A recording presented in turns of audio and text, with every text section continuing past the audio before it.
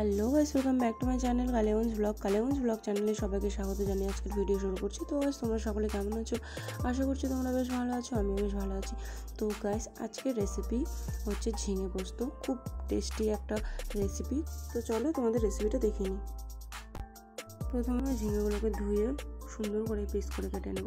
তারপরে কড়াই গরম হলে তেল দিয়ে দেবো, তারপরে দিয়ে দেবো 5 ফোড়ন, শুকনো লঙ্কা, তারপরে দিয়ে দেবো ঝিঙেগুলো দেওয়ার পর দেবো পরিমাণ মতো নুন, পরিমাণ মতো হলুদ, তারপরে আদা বাটা, রসুন বাটা, জিরে বাটা, কাঁচা লঙ্কা বাটা।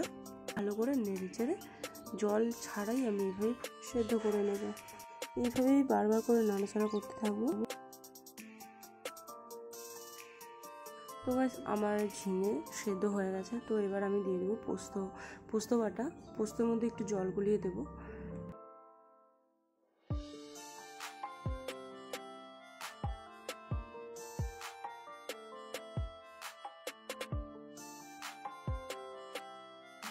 ব্যাস ফুটে গেলেই আমাদের ঝিঙে পোস্ত রেডি।